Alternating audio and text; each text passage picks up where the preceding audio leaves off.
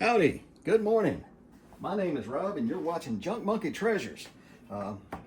Most of my treasures these days are found in thrift stores. And then I either add them to my personal collection or I resell them online for a profit to fund further treasure hunts, not to mention pay some bills. This is my most busiest time of the year, from Thanksgiving, the week of Thanksgiving, all the way up to Christmas. And sometimes even a little beyond that. I've even had Januaries that were more busy or more profitable than December's. But in general, from Thanksgiving right up until Christmas are the busiest times of the year for me. So getting these videos out every single day for you guys is a little problematic right now. After the holiday cools off and things settle down, I'll do my absolute best to get these videos out to you guys on a daily. But for right now, I'll do what I can. And here lately, I've been wanting to spread a few little nuggets of wisdom at the beginning of each one of these videos before we go out treasure hunting. Yesterday's video, I did quite the long one. So I did 3 or 4 different ones. We just stick to one at a time. Today's nugget of wisdom for resellers is customer service. There are so many different aspects to customer service, but we'll run through a checklist of them real quick.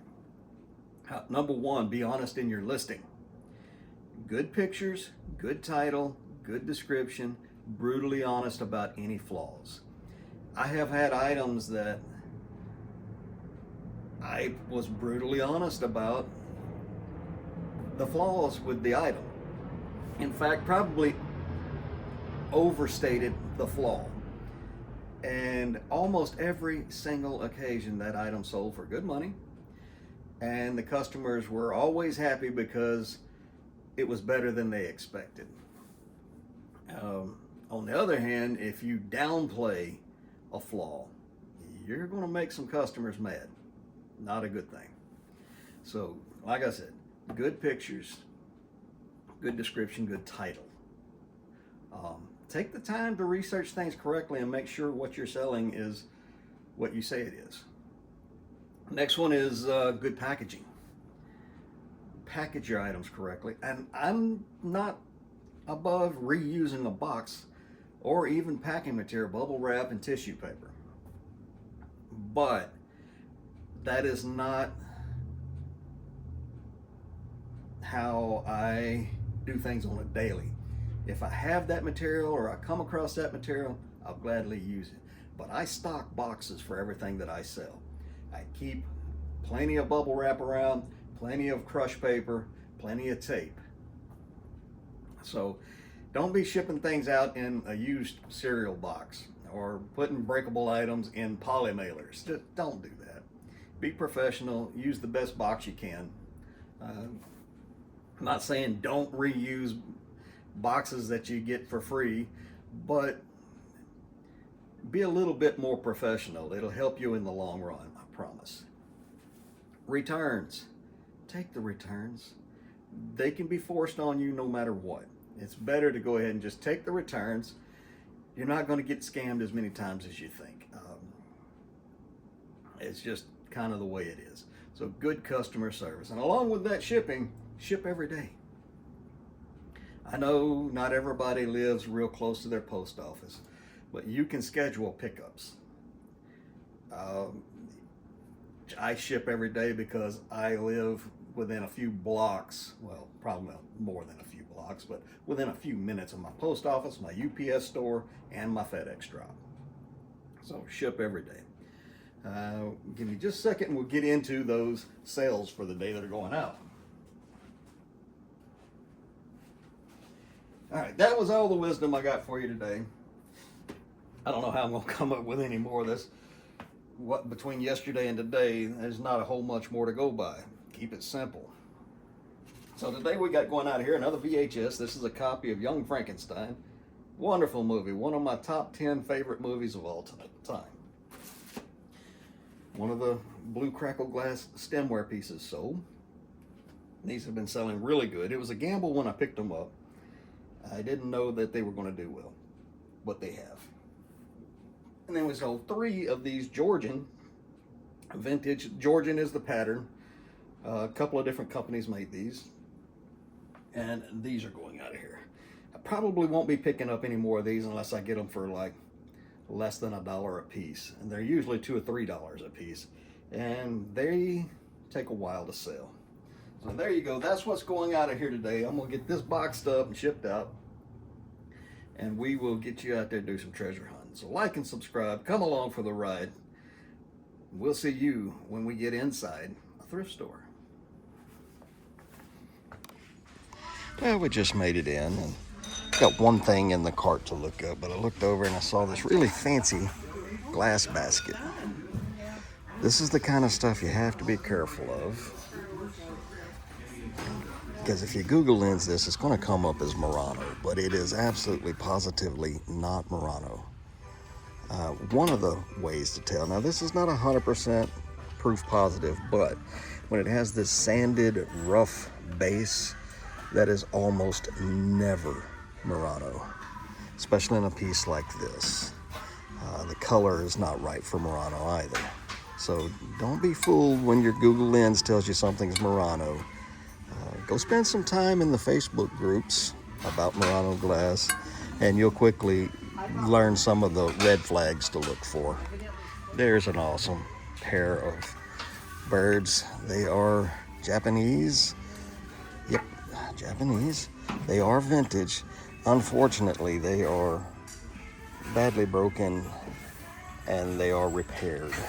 This one's got a big boo-boo on his head, but they are both broken, so we're going to leave those here. There's another fancy piece of glass that is not Murano. See how the top of it's just kind of wonky and the colors are muted, and you've got that big divot ground into the bottom. That's just not something that is indicative of Murano.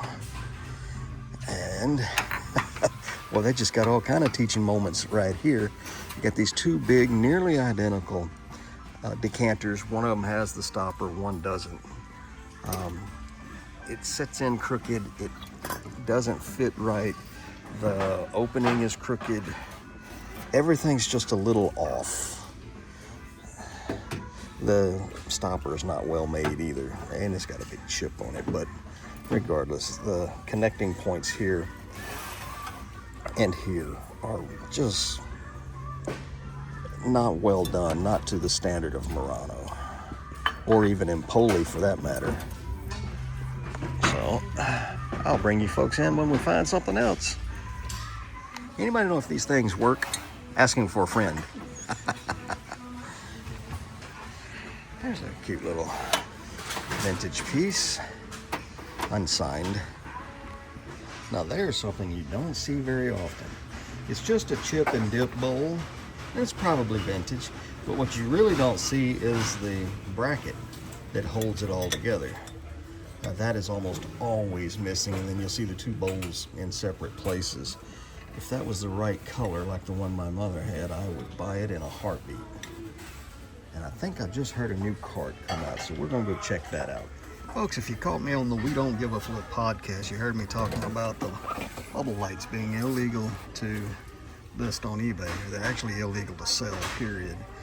This is a more modern version, but you still cannot list these on eBay. You see those 2 words, bubble and light.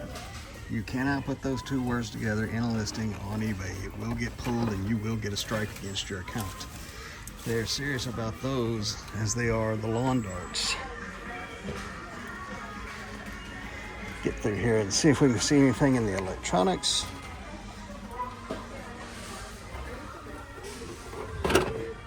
I know sometimes some of these are worth something, but I just don't like messing with them.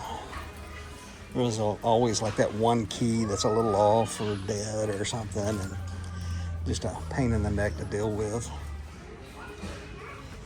Did you know that yardsticks are a bolo? They're not making them any longer. They're not making them any shorter either. I'm sorry, couldn't resist. Here's another little tip when shopping for glass. A couple of things on this one really. See, it's all green, but the bottom is clear. That's color flashed. It's color flashed on the inside though. So another thing, you can see how the bottom is different thickness from one side to the other. That's just low quality. You won't see that in a nice high quality collectible glass. There's also a bubble in the glass, but that's not always a bad sign. But it's something that in really, really high-end glass you don't see. Also, the top of this one is sanded. Again, a nicer glass is going to be formed and flame polished at the top, not sanded. And yeah, there's the sticker, made in China. So, you know, look for little signs of like that. It's just not very good quality. The video you just watched is actually an accumulation of clips from several trips to the thrift stores. I couldn't bring myself to just throw them all away, although I did have to scrap a ton of clips, including intros and outros. This is, I've said it before, I'm saying it again, it's the busiest time of the year for me. Not only the busiest time for me, it's the busiest time for the thrift stores where I do most of my sourcing. And I've been dealing with very little time to run in, see what I can see, and run back out. I've also been dealing with extremely crowded thrift stores and not a few very rude people. And I'm a fairly patient man, but rudeness is one of those things I have a real hard problem being patient with. So thank you for coming on this journey. I appreciate each and every one of you. I really do. And this video ended up not being one of my better ones. And it's a lot more what not to buy. That clips that I saved to try and turn into shorts or whatever. But there's enough of them that I could put a video together for you. And I am working on more videos. I got another one in the can for tomorrow. And I'm starting here shortly another one for the day after that. Hopefully I can get my momentum going again and get you guys daily content. But don't be surprised if I skip a day or two here and there. But again, I appreciate each and every one of you. I hope to see you in a future video, and y'all come back now. You hear?